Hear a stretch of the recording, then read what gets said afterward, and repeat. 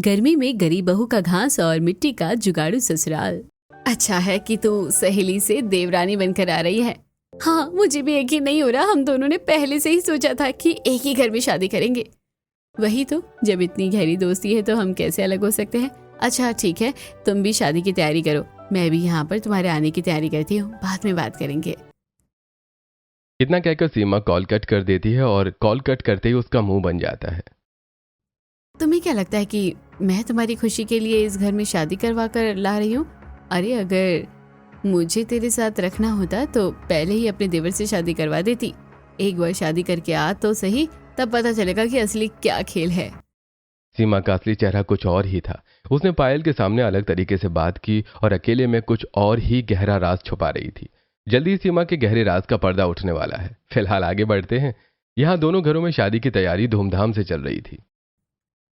मुझे अच्छा लग रहा है बेटा कि तुम सीमा के ही ससुराल में जा रही हो। तुम दोनों बचपन की सहेली हो और हमेशा साथ पली बड़ी हो, इसलिए हमें तुम्हारी चिंता थोड़ी कम है। हाँ बेटी, बिल्कुल। अब सीमा के ससुराल वालों को उसके घर वाले भी अच्छे से जानते हैं और फिर वहां पर तुम्हारा साथ देने के लिए तुम्हारी सबसे अच्छी सहेली भी तो होगी। इस तरह शादी का दिन नजदीक आ जाता है और पूरे रीति रिवाजों के साथ दोनों की शादी हो जाती है और शादी के बाद उनका गृह प्रवेश करवाया जाता है। पायल गृह प्रवेश करके घर के अंदर आती है। घर में आने के बाद कुछ रस्में की जाती हैं। चलो अच्छा है कि सब कुछ सुख शांति से हो गया। मुझे तो बहुत खुशी हो रही है पायल तुम्हारे इस घर में आने की। हाँ भाभी, आपकी खुशी तो अलग से ही झलक रही है। एक तरफ सब खुश थे, लेकिन शांति के चेहरे पर एक मायूसी थी और उसे कोई चिंता सता रही थी। रोहन और पायल अपने कमरे में चले जाते हैं। वहीं दूसरी तरफ शांति सीमा से कहती है, क्या तुम्हें लगता है कि तुमने बिल्कुल सही किया है सीमा? हाँ मम्मी जी, इसमें क्या परेशानी है, सब ठीक तो है। इतना कहकर सीमा भी अपने कमरे में चली जाती है। अच्छा, क्या आपने फ्लैट देख लिया है? हाँ, देख रहा हूँ। वैसे मैं सोच रहा हूँ कि क्यों ना हम बाकी सबको भी अपने साथ ही ले चलें। अभी नहीं, पहले हमें वहाँ खुद जाकर देखना चाहिए। अभी रोहन की शादी हुई है, पहले उसे सब जिम्मेदारी लेने दीजिए, बस बाद में देखेंगे। हाँ ठीक है, तुम्हारी बात भी बिल्कुल सही है। उसके बाद सब सो जाते हैं और अगले दिन सुबह उठकर पायल सबके लिए पहली रसोई करती है। वो सबसे पहले सभी के लिए आटे का हलवा बनाती है। चूल्हा जलाकर उस पर कढ़ाई रखने के बाद वो आटे को घी में थोड़ा सा भून लेती है और उसको अच्छे से भून कर उसमें थोड़ी सी चीनी और पानी डालकर उसे अच्छे से मिक्स करके पकाने के बाद सबको खाने के लिए देती है। भाभी, हलवा तो आपने सच में बहुत ही स्वादिष्ट बनाया है। हाँ बहू, तेरे हाथों में तो एक अलग ही स्वाद है। हलवा वाकई बहुत स्वादिष्ट बना है। उसके बाद पायल सबके लिए खाना बनाने जाती है। वो सभी के लिए मीठे मीठे पेठे की सब्जी और साथ में आलू की भुजिया और गर्मा गर्म पूड़ी बनाती है। जब सभी हलवे के साथ ये सब खाते हैं तो सबको खाना बहुत स्वादिष्ट लगता है। सबसे पहले हमने सिर्फ मुंह मीठा करने के लिए हलवा खाया तो ये बहुत ही स्वादिष्ट लगा, और अब बाकी के खाने के साथ खा रहे हैं तो टेस्ट और दुगना लग रहा है। सच में बहू, तू तो बिल्कुल अन्नपूर्णा है। हाँ, खाना बहुत स्वादिष्ट है। हाँ चाची, आप तो मम्मी से भी ज्यादा अच्छा खाना बनाती हो। इस तरह सभी को पायल की तारीफ करते हुए देखकर सीमा अंदर ही अंदर जल भुनकर राख होने लगती है। इसी वजह से मैं इसकी शादी अपने देवर से नहीं करवाना चाह रही थी। जब देखो बस महान बनती रहती है। थोड़ी देर बाद जब मुंह दिखाई की रस्म होती है तो शांति की कुछ खास पड़ोसन वहां पर आती हैं। पायल उनके पैर छूती है और पड़ोसने पायल को देखकर उसे तोहफे देती हैं और कहती हैं, सच में शांति मानना पड़ेगा, छोटे बहू तो हीरा है हीरा। कितने सुंदर और साथ में संस्कार भी है। हाँ, हमें तो तुम्हारी छोटी बहू देखकर बहुत ही खुशी हो रही है। हमें तुम्हारी छोटी बहू बहुत अच्छी लगी। अब ये सब सुनकर जो सीमा को जलने की कसर थोड़ी बहुत बची थी, वो बची कुची कसर भी अब पूरी हो जाती है। जहाँ देखो बस हर कोई इसी की तारीफ करता रहता है, इसलिए मैं नहीं चाहती कि कभी भी इसके साथ मैं सेम घर में रहूं, क्योंकि जब भी देखो हर जगह सबका ध्यान अपनी तरफ खींचने में लगी रहती है। इस तरह दिन बीत जाते हैं। एक दिन जब पायल और सीमा दोनों साथ में बैठकर खाना बना रही थी। कितनी ज्यादा गर्मी हो रही है। गर्मी तो अब बस बढ़ती जा रही है। इस गर्मी की वजह से तो हम बहुत परेशान हो जाएंगे। हाँ, गर्मी का कहर तो सच में बहुत बढ़ रहा है। इस गर्मी की वजह से हमेशा दिमाग भी गर्म रहता है, लेकिन मुझे खुशी है कि हम दोनों अब एक ही घर में हैं। पायल को तो खुशी हो रही थी, लेकिन अभी वो नहीं जानती थी कि एक मुसीबत उसका इंतजार कर रही है। 2 दिन बाद घर के बाहर एक टेम्पो आता है और उसके अंदर घर का मेन सामान लोड हो रहा था। अरे अरे, ये पुराना कूलर नहीं, वो नया कूलर रख दो। जी ठीक है। सीमा सारा सामान टेम्पो में लोड करवा लेती है। मुझे बिल्कुल अच्छा नहीं लग रहा सीमा कि तुम यहाँ से जा रही हो। मैं तो बिल की हमेशा साथ रहना चाहती हूँ। हे भगवान, ये कितना बोलती रहती है, बिल्कुल हाथ मुंह धोकर पीछे पड़ जाती है। बस जल्दी से यहाँ से जाऊं तो पीछा छूटे इससे मेरा। हाँ बिल्कुल, अगर सब साथ रहते हैं तो ज़्यादा अच्छा होता है। मम्मी जी, आप तो अच्छे से जानती हैं कि हम यहाँ से जाकर खुश नहीं हैं, लेकिन अब इनकी नौकरी इतनी दूर हो गई है, इसी वजह से जाना तो पड़ेगा ही। इतना कहकर सीमा वहां से चली जाती है और अब घर में कम सदस्य रह जाते हैं। लेकिन अब पायल के लिए सिर्फ यही एक परेशानी नहीं थी, उसके लिए बल्कि एक और बड़ी चुनौती थी। आज दोपहर में फिर से रोहन जॉब से घर वापस आता है। वो कमरे में कपड़े बदलकर बिस्तर पर लेटा था, तब पायल वहां जाती है। आज आप ऑफिस से जल्दी घर आ गए? क्या आप हाफ डे लेकर आए हैं? अरे मुझे हाफ डे लेने की क्या जरूरत है, मैं तो सीधा नौकरी छोड़कर आया हूं। यह बात सुनते ही पायल के पांव तले जमीन खिसक जाती है और वो परेशान होकर कहती है, क्या कहा? आपने नौकरी छोड़ दी? लेकिन आपने ऐसा क्यों किया? आपने इस एक हफ्ते के अंदर ये दूसरी नौकरी छोड़ी है। अगर आप ऐसा करोगे तो घर का खर्चा कैसे चलेगा? देखो, घर का खर्च को चलाना मेरी जिम्मेदारी नहीं है, ये सब तो भैया अपने आप देख लेंगे। लेकिन मैं किसी के यहाँ नौकरी नहीं कर सकता। जब देखो मुझे ऑर्डर मारते हैं। मैं तो अपना खुद का बिजनेस करना चाहता हूँ। मुझे तो अपना खुद का बिजनेस चाहिए और मैं अपनी मनमर्जी का मालिक बनूंगा। ये बात सुनकर पायल को गुस्सा आ जाता है। भैया पहले ही कितनी मेहनत कर रहे हैं और अब वो लोग फ्लैट में चले गए हैं, वहाँ पर उन्हें उसका होम लोन भी भरना है। अब भैया कब तक कमा कर ऐसे हमें देते रहेंगे? अब आपको भी कुछ करना चाहिए। सिर्फ इस रीजन की वजह से आप नौकरी नहीं छोड़ सकते, वरना घर में खाने के लाले पड़ जाएंगे।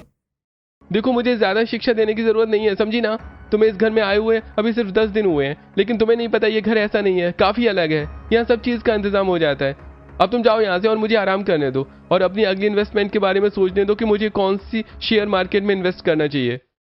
मुझे तो लगता है कि आपका बचा कुचा सब कुछ गंवाने का इरादा है। पिछली बार जो पैसे लगाए थे वो भी डूब गए हैं। कम से कम इस बार तो रहने दीजिए, ये एक जुआ है। लेकिन रोहन कहाँ पायल के समझाने से मानने वाला था। एक तरफ घर में राशन खत्म होने वाला था और वहीं दूसरी तरफ रोहन की लापरवाही। अब तो उसने बिल्कुल नौकरी ढूंढना भी बंद कर दिया, जिसकी वजह से पायल बहुत परेशान रहती थी। एक दिन, मम्मी जी, राशन खत्म हो गया है, अब हम क्या करेंगे? कोई बात नहीं बेटा, तू चिंता मत कर। मैं अभी पवन से कह देती हूँ, हमें कुछ वो पैसे भेज देगा। लेकिन मम्मी जी, भैया से इस तरह पैसे मांगना अच्छा नहीं लगता। पहले ही उनके ऊपर पैसों का लोड है, उनके ऊपर इस तरह और बर्डन डालना अच्छा नहीं है। मैं जानती हूँ बेटा, लेकिन हमारी मजबूरी है और हम उसके अलावा क्या कर सकते हैं? तुझे तो पता है कि रोहन का स्वभाव कैसा है। मुझे तो समझ नहीं आ रहा कि जब तुझे पहले ही पता था कि रोहन ऐसा है तो तूने उससे शादी करने के लिए हाँ क्यों कहा? नहीं मम्मी, मुझे शादी से पहले इन सब चीजों के बारे में कुछ भी नहीं पता था। ये बात सुनकर शांति के पांव तले जमीन खिसक जाती है। अरे मम्मी जी, आप चिंता मत कीजिए। मेरी फ्रेंड शादी करके यहाँ आएगी तो सब अच्छा हो जाएगा। हम दोनों इस घर में साथ रहेंगे। बेटा, मुझे उस चीज से कोई परेशानी नहीं है, लेकिन तुम तो रोहन की आदत के बारे में अच्छे से जानती हो ना। किसी भी लड़की की शादी रोहन से करवाना मुझे तो ठीक नहीं लगता। जब तक ये सुधर नहीं जाता तब तक इसकी शादी का कोई फायदा नहीं है। अरे मम्मी जी, आप चिंता मत कीजिए, मेरी सहेली आकर अपने आप सब ठीक कर देगी। उसे इस बारे में सब पता है। शांति भी आगे पायल को और क्या ही कहती। उदास होकर वो अपने बड़े बेटे पवन को फोन करती है। माफ करना बेटा, तुम्हारे वहां जाने के बाद भी मैं अभी तुमसे पैसे मांग रही हूँ, लेकिन तुझे तो पता ही है रोहन कैसा है। उसने फिर से नौकरी छोड़ दी है। इस रोहन का तो मुझे कुछ समझ ही नहीं आता मम्मी। पता नहीं कब समझेगा। अब तो इसकी शादी हो गई है, शादी के बाद तो इसे समझ जाना चाहिए। जब देखो बस इसी शॉर्ट ट्रिक में लगा रहता है कि इसे जल्दी अमीर होना है और किसी के नीचे काम नहीं करना है। ये कहीं का कोई राजकुमार है ना। बाकी आप चिंता मत करो, मैं राशन भिजवा दूंगा। इस चीज के लिए कभी भी आपको चिंता करने की जरूरत नहीं है, आखिर आप मेरा परिवार है। शांति का बड़ा बेटा पवन बहुत ही लायक था और वहीं दूसरी तरफ उसका छोटा बेटा रोहन बिल्कुल नालायक था। आज पवन राशन की दुकान से कुछ राशन घर पहुंचा देता है, लेकिन पायल को यह बिल्कुल भी अच्छा नहीं लग रहा था। इसलिए उसने ऑनलाइन काफी सारी कंपनी में अपना रेज्यूमे सेंड किया। दूसरी तरफ घर में इतनी गर्मी, सीमा अपने साथ सारा सामान ले गई थी और घर में सिर्फ अब एक कूलर ही बचा था, इसलिए सब साथ में सोते थे। आजकल ये कूलर की हवा भी फेल होने लगी है। सच में यहां तक बिल्कुल हवा ही नहीं आ रही है। अरे तो भैया को बोल दो ना कि हमें नया कूलर लाकर दे देंगे। अब क्या जिंदगी भर बुढ़ापे तक का तेरा ठेका वही लेता रहेगा? तुझे शर्म नहीं आती? तुझे भी तो कुछ कर लेना चाहिए।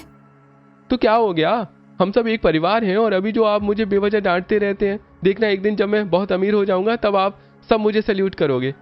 रोहन की ऐसी हरकतें देखकर पायल को तो बहुत गुस्सा आता था, इसलिए उसने फैसला कर लिया था कि वो नौकरी करेगी। अगले दिन शांति को वो बताती है, मम्मी जी, मुझे कंपनी ने कांटेक्ट किया है और मुझे इंटरव्यू के लिए बुलाया है, तो मैं आपसे पूछना चाहती हूँ क्या मैं नौकरी कर सकती हूँ। बेटा, तुझे इतना परेशान होने की जरूरत नहीं है, अभी तेरी नई नई शादी हुई है और तू आते ही काम करेगी। अब मम्मी जी, रोहन जी तो काम नहीं कर रहे तो किसी न किसी को तो करना होगा। इन्होंने किसी से पैसे उधार लिए हैं, कल उस आदमी का भी इनके पास फोन आया था, इसलिए मुझे लगता है कि किसी एक को तो काम करना जरूरी ही है। शांति को भी मजबूरन न चाहते हुए भी हाँ करना पड़ता है, और अब पायल इंटरव्यू के लिए जाती है। देखिए, आपकी नॉलेज तो बहुत अच्छी है, यानी आपने पहले 1 साल कंपनी में काम किया, लेकिन उसके बाद गैप क्यों आ गया? दरअसल उसके बाद मेरी शादी फिक्स हो गई थी और कुछ समय के लिए मुझे जॉब से गैप लेने को बोल दिया गया। ठीक है, तो कल से आप यहाँ पर ज्वाइन कर सकती हैं। Thank you so much sir. इस तरह पायल को जॉब मिल जाती है और वो खुशी खुशी घर आती है। जब ये बात सबको पता चलती है तो सब खुश होने के बजाय थोड़ा दुखी होते हैं। क्या बात है, आप सब इतना परेशान क्यों हैं? क्योंकि हमारे नालायक आवारा बेटे की वजह से तुम्हें नौकरी पर जाना पड़ रहा है। बहू, मुझे बिल्कुल भी अच्छा नहीं लग रहा। कोई बात नहीं पापा जी, मुझे पूरा यकीन है कि एक दिन उन्हें सब समझ आएगा, लेकिन तब तक हमें भी तो कुछ करना चाहिए।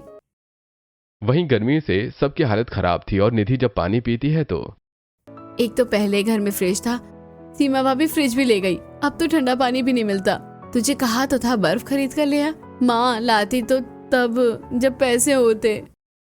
सबको परेशान देखकर पायल एक जुगाड़ करती है। वो रसोई के पास वाला एरिया, वहां की मिट्टी को अच्छे से खोद देती है। पायल ने निधि को घास लेने भेजा था, और निधि जब घास लाती है तब पायल वहां पर बहुत सारी घास रखकर उसमें पानी डाल देती है। फिर वो मटके पर गीला कपड़ा लगाकर उस मटके को उसके अंदर रख देती है।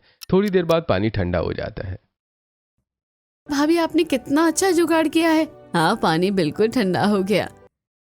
अब इस तरह पायल जॉब करना शुरू कर देती है, लेकिन इतनी गर्मी में सुबह घर का काम करके जाने के बाद और ऑफिस से पूरा काम करके घर आकर काम करने में पायल की हालत खराब हो रही थी। इसीलिए रमेश, शांति और निधि सब उसकी मदद करते हैं। जब अगले दिन पायल ऑफिस से घर वापस आ रही थी तो बाप रे, कितनी ज्यादा गर्मी है। इतनी गर्मी में तो पूरा सिर घूमने लग गया है। पायल घर आती है तो देखती है कि निधि आटा गूंथ रही थी और शांति और रमेश दोनों मिलकर सब्जी काट रहे थे। मम्मी जी, पापा जी, आप दोनों को इस तरह परेशान होने की कोई जरूरत नहीं है। मैंने कितनी बार कहा है कि ये काम मैं खुद कर लूंगी। क्यों बेटा, अगर हम मदद कर देंगे तो कुछ गलत हो जाएगा? नहीं ना, तू इतनी मेहनत से बाहर से काम करके आती है तो क्या हम तेरे लिए इतना भी नहीं कर सकते? हाँ बहू, चिंता मत करो, हम खाना अच्छा बनाएंगे। हाँ, तुम्हारे जितना स्वादिष्ट नहीं बना पाएंगे, लेकिन खाने लायक तो बन जाएगा। हाँ भाभी, आप जल्दी से नहा लीजिए, फिर हम साथ बैठकर खाना खाएंगे। अपने ससुराल वालों का इतना प्यार देखकर पायल बहुत खुश होती है। उसके बाद वो नहाने जाती है, लेकिन पानी बिल्कुल ठंडा नहीं था बल्कि गर्म था। वो बाहर आती है तो देखती है कि रमेश जब गर्मी में चूल्हे के सामने बैठा था तो उसे घबराहट, बेचैनी होने लगती है और चक्कर आ जाते हैं। इस बात से सभी बहुत घबरा जाते हैं और उसे जल्दी से हॉल में लाकर चारपाई पर कूलर के सामने लिटाया जाता है। सब गर्मी की वजह से हुआ है। एक तो ये कूलर भी कितनी कम हवा देता है। सभी को गर्मी से परेशान होता देखकर पायल को बिल्कुल भी अच्छा नहीं लगता। गर्मी से सबकी हालत खराब हो रही थी और उसके पास इतने पैसे नहीं थे कि वो अभी कुछ नया कूलर या एसी खरीद सके। रात को वो इसी चिंता में सोती नहीं और करवटें बदलती रहती है। तब अचानक से पायल को एक आइडिया आता है।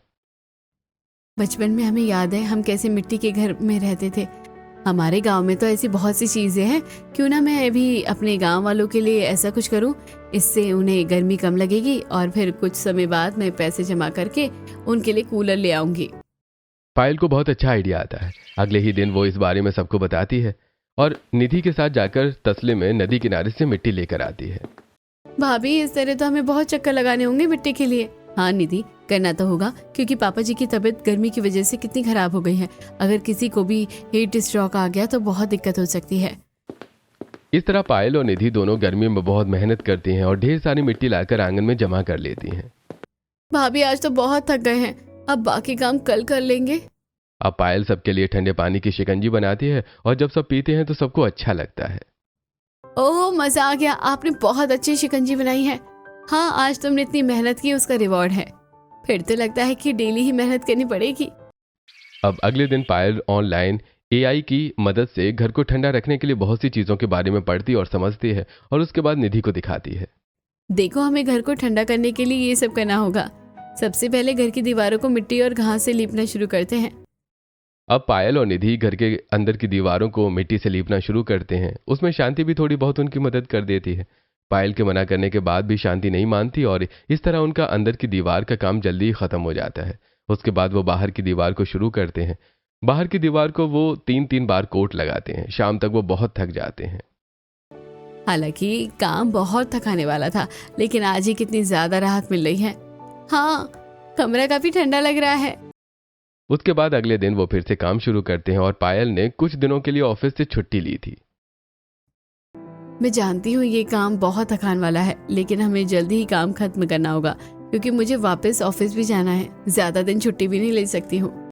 इस तरह पायल अपने ससुराल वालों के साथ मिलकर आज छत को ठीक करती है। वो सबसे पहले उसके ऊपर मिट्टी की अच्छी खासी लेयर लगाती है और उसके बाद उसे घास से कवर कर देती है। घास से कवर करने के बाद पायल उसके ऊपर बहुत सारे पानी डाल देती है, जिसकी वजह से नीचे तक ठंडक आती है। अब आज वो खिड़की और दरवाजे का काम करते हैं। वो लोहे वाली खिड़की निकालने के बाद वहां पर मिट्टी से खिड़की को बंद करना शुरू करती है और उसके अंदर काफी बड़े बड़े होल कर देती है। भाभी, ऐसा स्ट्रक्चर तो मैंने पहले जमाने के किले और महलों में देखा था। हाँ निधि, ये पुरानी तकनीक है, इससे घर ठंडा होता है। अभी हम बाहर जाकर छोटी छोटी मिट्टी की दीवार और बनाएंगे, उसके बीच में स्पेस छोड़ेंगे। अब पायल और निधि दोनों बाहर आती हैं और घर की दीवार से थोड़ी सी स्पेस की दूरी पर वो मिट्टी की एक और दीवार बनाती हैं, लेकिन वो उसे पूरा बड़ा न करके आधी आधी दीवार बना देती हैं। वहां पर वो बहुत सारी घास डाल देती हैं। इससे जो घर का आधा हिस्सा है वो ऐसा लगेगा जैसे ये अंडरग्राउंड है। इसकी वजह से घर में बहुत ठंडक होगी, देखना। पायल और निधि ने घर के बाहर के स्पेस में आधी दीवार तक पूरी घास भर दी थी और उसे भी गीला कर दिया था। इस तरह घर का आधा हिस्सा चारों तरफ से आधा घास और मिट्टी से बनने के बाद ऐसा लगता है जैसे वो एरिया अब अंडरग्राउंड है। जब सब घर के अंदर आते हैं तो सबको बहुत ठंडक लगती है। बेटा, तूने कितना अच्छा जुगाड़ किया है। अब तो घर के अंदर कितना ठंडा ठंडा लग रहा है। हाँ बेटा, कोई भी हमारी बात को मजाक समझेगा, लेकिन ये तो वाकई ही बहुत कमाल का हो गया है। और तूने आधी दीवार वाला आइडिया तो बहुत अच्छा लगाया है। सच में ऐसा लग रहा है जैसे अंडरग्राउंड ठंडक वाले एरिया में आ गए हों। सच में भाभी, आपने तो जुगाड़ करके कमाल कर दिया। अब 2 दिन और लगेंगे और बहुत अच्छा जुगाड़ मैं आपको दिखाऊंगी। वो तो सबसे बेस्ट होगा। बाकी सब तो खुश हो रहे थे, लेकिन रोहन वहां आकर मुंह बनाता है। क्या ये इन सब चीजों में इतनी मेहनत करके टाइम वेस्ट कर रहे हो? भैया को ही बोल देना चाहिए था। तू तो एकदम आवारा है। तुझे खुद तो कुछ काम करना नहीं, बस दूसरों के भरोसे बैठना है। हर कोई रोहन को डांटता ही था, लेकिन उसे कोई असर नहीं पड़ रहा था। वहीं दूसरी तरफ, क्यों ना हम सबके लिए एक फ्रिज और कूलर खरीद कर दे दें? कोई जरूरत नहीं है। अब अगर आप भी उनकी सारी इच्छा पूरी करोगे तो रोहन कैसे सुधरेगा? फिर उसे कभी समय और पैसों की कीमत पता नहीं चलेगी। आपको उसे बिगाड़ना नहीं चाहिए, सुधारना चाहिए। तुम सही कह रही हो। अगर किसी को सब चीज मिल जाती है तो वो फिर कुछ नहीं करेगा। ठीक है, कुछ दिन करके देखते हैं। सीमा ने जलन में ऐसा कहा था और पवन ने रोहन की भलाई के लिए। वहीं दूसरी तरफ आज पायल घर के बाहर की तरफ मिट्टी से दीवारें और ऊपर घास और डंडे से छत तैयार कर देती है, लेकिन साथ में उसके आगे बहुत बड़ा सा छज्जा निकाल देती है। यानी बाथरूम की छत सिर्फ उसकी 4 दीवारों तक सीमित नहीं रहती, बल्कि बहुत आगे तक आ जाती है, जिससे उस एरिया में छांव रहती है। ऐसा ही पायल आज घर की छत के साथ करती है और उनकी छत भी वो बहुत आगे तक बाहर निकालकर उसका छज्जा बना देती है। इस तरह तो हमारा आंगन भी ठंडा रहेगा। अब पायल पूरे आंगन में अच्छे से घास डाल देती है और वहां पर घास उगा देती है। मम्मी जी, जब पूरे आंगन में घास उग जाएगी तो हम ये ऊपर से डाली हुई घास को हटा देंगे। उसके बाद पायल एक लकड़ी का रेक्टेंगल बॉर्डर बनाती है और उसके बीच में बहुत सारी घास से उसे कवर कर देती है। उसमें वो मजबूत रस्सी बांधने के बाद घास को अच्छे से फिक्स करती है। साथ में नीचे उसके 4 पैर बनाकर घास की चारपाई बना देती है। इस तरह पायल मेहनत से सारा काम कर रही थी। एक दिन में ये सारा काम खत्म हो जाता है और अगले दिन वो बाथरूम के बाहर वाली छत की छांव गड्ढा खोद कर इसमें ईंटों से एक छोटा सा गोला बनाकर स्विमिंग पूल बना देती है और वहां पर पर्दा लगा देती है। अब आपका ठंडा घर और ठंडा बाथरूम तैयार हो गया है। ये सब देखकर सब बहुत खुश होते हैं। उसके बाद पायल निधि के साथ मिलकर मिट्टी का एक ठंडा फ्रिज बनाती है। वो मिट्टी का बना हुआ ढांचा रख देती है और उसके ऊपर घास को रख देती है। अब उसके अंदर मिट्टी के बर्तन में खाना रख देती है। खाना भी काफी देर तक ठंडा रहता है। वहीं दूसरी तरफ घर के बाहर जो आंगन में उसने शेड बढ़ाकर छांव बनाई थी, उसमें वो अपना चूल्हा लगा देती है ताकि घर के अंदर गर्मी ना हो। वो काफी मेहनत से अपना मिट्टी का चूल्हा बनाती है। सच में कोई तो ऐसे ही कहता है, लेकिन मैं सच कहती हूँ कि मेरी छोटी बहू लाखों में एक है। बहू, तूने सच में साबित कर दिया कि जहां चाह होती है वहां राह होती है। इस तरह सब बहुत खुश होते हैं और अब वो गर्मी में ठंडे घर में रहते हैं। वहीं दूसरी तरफ रोहन की आदत नहीं सुधर रही थी। उसने फिर से पैसे इन्वेस्ट किए और फिर से उसे लॉस हुआ। अरे यार, ये फिर से सारे पैसे हार गया मैं तो। इस तरह दिन गुजर रहे थे और कुछ दिन बाद पायल बहुत सारी लकड़ी, घास और मिट्टी लाती है और उन सभी को इकट्ठा करने के बाद उसका कूलर की तरह ढांचा तैयार कर देती है। अब वो निधि के साथ कबाड़ी की दुकान पर जाती है। बहन जी, मोटर बिल्कुल ठीक है, इसे आप चला सकती हैं। ठीक है भैया, आप हमें ये मोटर दे दीजिए। पायल मोटर लेकर घर आ जाती है और उसके अंदर अच्छे से मोटर को फिक्स करवा देती है। पायल ने उसके अंदर बहुत सारी ठंडी घास डाली थी, जिसकी वजह से वो कूलर बेहद ठंडी हवा दे रहा था। अरे आज रात को तो इस कूलर के नीचे सोने में बड़ा मजा आने वाला है। तूने बहुत अच्छा किया बेटा कूलर बनाकर। हमारे पुराने वाले कूलर की मोटर सच में खराब हो गई थी, क्योंकि उसके अंदर से तो हवा आनी बंद हो रही थी, बहुत कम हवा आती थी। भाभी, आपने तो इतने सारे जुगाड़ करके सच में कमाल कर दिया। इस तरह सब खुश हो रहे थे। जब अगले दिन सीमा और पवन दोनों वहां जाकर ये सब देखते हैं तो उनको भी काफी हैरानी होती है। और पिंकी तो वो छोटा सा स्विमिंग पूल देखकर बहुत खुश हो जाती है। वो उसके अंदर निधि के साथ ठंडे पानी में नहाती है। बुआ, ये तो कितना सुंदर है और अच्छा है। हमारे घर में स्विमिंग पूल भी है। हाँ बेटा, सब कुछ तुम्हारी चाची ने किया है। पवन भी ये सब देखकर हैरान था। बेटा, सब कुछ छोटी बहू ने किया है। वो हमें गर्मी में परेशान देखकर खुद परेशान हो रही थी, इसलिए उसने सिर्फ हमारे लिए इतनी मेहनत की। सच में पायल बहू का कुछ कहना नहीं। अब तो नौकरी भी करती है सिर्फ घर को चलाने के लिए। हमारी छोटी बहू ने कितना कुछ किया है। सब पायल की तारीफ कर रहे थे और सीमा जल भुनकर राख हो रही थी, लेकिन पवन को बुरा लगता है। मम्मी पापा, अगर इतनी कंडीशन खराब थी तो आपको मुझे बताना चाहिए था। बेचारी पायल को भी कितना ज्यादा परेशान होना पड़ा। मैं यहाँ से चला गया, इसका मतलब ये नहीं है कि आप मुझसे बातें छुपाएंगे। नहीं बेटा, हम तो तुझे बताना चाहते थे, लेकिन पायल बहू ने मना किया कि अभी तुझे परेशान नहीं करना चाहिए। तेरे ऊपर भी अभी लोन का और बाकी सब खर्चों का भार है। पायल ने कहा है कि हमें हर परिस्थिति का सामना करना आना चाहिए और हार नहीं माननी चाहिए। सच में बहू के जज्बे को सलाम है। इस तरह सब पायल की तारीफ कर रहे थे। हालांकि घर में अभी कुछ अच्छा भी होने वाला था और साथ में बहुत बुरा भी। कुछ दिन बाद पायल सबको बताती है कि वो माँ बनने वाली है, तो इसकी खुशी सबको हो रही थी, लेकिन साथ में रोहन को भी इसकी खुशी थी। हाँ पायल, मुझे बहुत खुशी है। फिर तो मैं अपने बच्चों के लिए और मेहनत करूंगा और जल्दी अमीर होकर उसे बहुत अच्छी जिंदगी दूंगा। मैं तो बस आपसे इतना कहना चाहूंगी कि हम शॉर्टकट की बजाय अगर अच्छे से चले तो हमारी जिंदगी अच्छी हो सकती है, क्योंकि ऐसे में बहुत लॉस हो रहा है। लेकिन रोहन कहाँ समझने वाला था। अगले दिन उसने जिस आदमी से कर्जा लिया था, वो आदमी अपने साथ कुछ आदमियों को लेकर वहां आता है। अरे भाई, मेरा पैसा तूने अब तक नहीं दिया। तुझे क्या लगा तू हमारे फोन नहीं उठाएगा तो हम तुझे छोड़ देंगे? अरे नहीं, ऐसा नहीं है, मैं तो बस पैसों का इंतजाम कर रहा था, आप मुझे छोड़ दीजिए। अरे इनके घर से जितना भी सामान है सब उठा लो। वो अंदर जाते हैं तो उन्हें कुछ खास सामान नहीं मिलता, बस लकड़ी का कूलर मिलता है। तो उन्हें गुस्सा आता है। वो वहां का सामान तोड़ देते हैं। पायल उन्हें रोकने की कोशिश करती है। कृपया करके ऐसा मत कीजिए, हमने बहुत मेहनत से इस घर को बनाया है। लेकिन वो आदमी पायल को धक्का मारकर गिरा देते हैं। ऐसा मत समझना कि हम तुझे छोड़ देंगे, तुम्हारे तो घर में भी कुछ ढंग का नहीं है।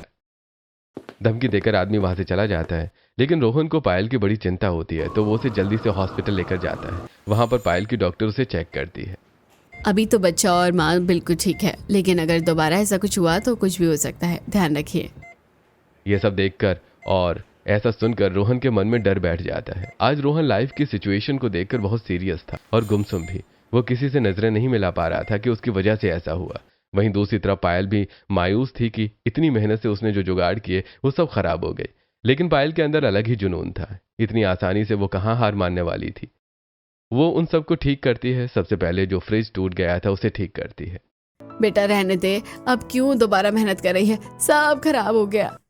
तो क्या हुआ मम्मी जी, यही तो जिंदगी है, जो खराब होता है उसी को संवारना होता है, चाहे वो मिट्टी हो या सोना। ये बात रोहन के मन को छू जाती है और वो अब पायल का ऐसा जुनून देखकर उसकी मदद करता है। ये देखकर पायल बहुत खुश होती है। कोई किसी से कुछ नहीं कहता, लेकिन सब एक दूसरे को देखकर फिर से हिम्मत करते हैं और सब कुछ ठीक करते हैं। जो फ्रिज टूटा था उसे ठीक किया जाता है, बाहर जो मिट्टी की दीवार खराब थी उसे दोबारा ठीक करके उसके गैप में घास को डाला जाता है, फिर दोबारा चारपाई को भी ठीक किया जाता है। इस तरह सब कुछ ठीक हो जाता है और इस बार वो नए सिरे से कूलर बनाते हैं। इस बार रोहन ने कूलर बनाने में सबसे बड़ा सहयोग दिया। देखो पायल, तुम्हारी तरह तो अच्छा नहीं बना, लेकिन कोशिश की है। ये अच्छा है, बल्कि मुझसे भी बेहतर। इस तरह सब मेहनत करते हैं और फिर से सभी जुगाड़ करके घर को पहले की तरह कर दिया जाता है। जब ये बात पवन को पता चलती है तो यह सब गलत हुआ, हमें आज ही वहां जाना है और सबके लिए हम सामान खरीद कर देंगे। और मैं तो सोच रहा हूं कि उन्हें यहां ले आता हूं, जो भी कर्ज है मैं चुका दूंगा, एक और लोन ले लूंगा। यह बात सुनकर सीमा भड़क जाती है। अब कब तक उनके लिए करेंगे? हमने क्या ठेका लिया है उनका 7 जन्म तक का? उनके लिए हम कुछ नहीं करेंगे, वो खुद से करेंगे। वाह, तुमने बहुत अच्छी बात कही। आज समझ आ रहा है कि तुम भले के लिए नहीं बल्कि तुम्हारे अंदर जहर है, इसलिए तुम मुझे मेरे घर वालों को कुछ भी देने से मना करती थी। लेकिन याद रखना, वो मेरा परिवार है, मैं उन्हें मुसीबत में नहीं छोड़ूंगा। तुमसे अच्छी तो पायल है, जिसने घर के लिए कितनी मेहनत की है। जब देखो हर कोई बस पायल पायल ही करता रहता है। बचपन में भी हर कोई मुझसे ज्यादा उसकी तारीफ करता था। वो ज्यादा सुंदर है, वो ज्यादा अच्छी है, उसके मार्क्स भी मुझसे ज्यादा आते हैं। बस बहुत हो गया उसके लिए, मैं किसी को कुछ नहीं करने दूंगी। यह सब तुम्हारी जेलसी बोल रही है। इसलिए जब तुम्हें रोहन की सच्चाई पता चली तब तुमने जानबूझकर अपनी सहेली को इस शादी में फंसाया, क्योंकि उसे दुख देकर तुम्हें अच्छा लगता था।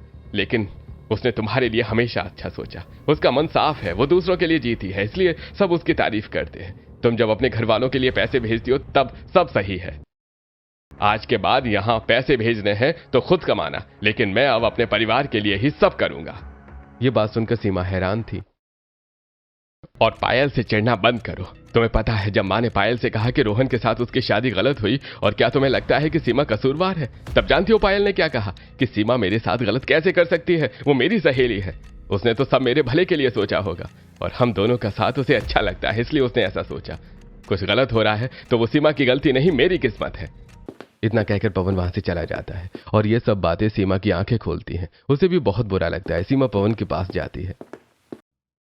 मुझे माफ कर दीजिए, मुझे ऐसा नहीं करना चाहिए था। चलिए हम सब साथ में चलते हैं और इसका सॉल्यूशन निकालते हैं। पवन को खुशी होती है और सब वहां जाते हैं।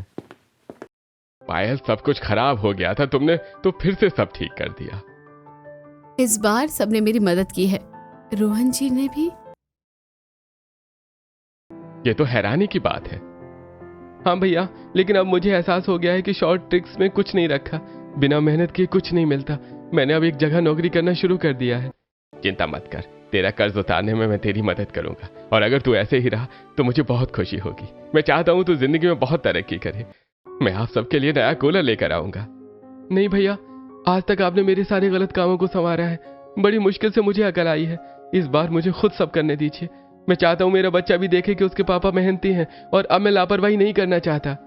सभी को रोहन की इस बात पर गर्व होता है, वहीं सीमा पायल से। मुझे माफ करना। माफ तो तुम्हें मैं नहीं करूंगी। सीमा डर जाती है, क्योंकि तुम फ्लैट में जाने के बाद हमें भूल गई हो और हमसे मिलने भी नहीं आती। फिर से पायल की अच्छाई देखकर सीमा का दिल पिघल जाता है और अब सबके साथ अच्छे से रहती है। अब पवन और सीमा कुछ दिन के लिए पायल के बनाए हुए जुगाड़ू घर में ही रहते हैं। मानना पड़ेगा, एसी भी फेल है यहाँ के आगे। अंदर भी कितनी ठंडक है और बाहर भी तो अच्छी शेड लगाकर तुमने गांव में स्विमिंग पूल के साथ घास वाली ठंडी चारपाई भी बनाई है। हाँ भाभी, अब तो बाहर भैया ने शेड में भी पंखा लगा दिया है, वहाँ बैठकर अब और अच्छा लगता है। आज शाम को सभी वहां बैठकर स्नैक्स खा रहे और पड़ोसन भी वहां आती हैं। वहां मिट्टी की शेड और घास की चारपाई पर जब सब बैठे होते हैं तो सच में मजा आ गया। मानना पड़ेगा, शांति बहू चुनकर लाई है। हाँ, मेरी दोनों बहुएं कमाल हैं। इस तरह परिवार में सब ठीक हो जाता है और अब परिवार खुशी खुशी अपने बनाए हुए जुगाड़ू ठंडे घर में रहता है, क्योंकि अभी रोहन को पहले बहुत से हिसाब चुकाने थे और अब वो अपनी पत्नी के सपोर्ट से सब कुछ ठीक करता है।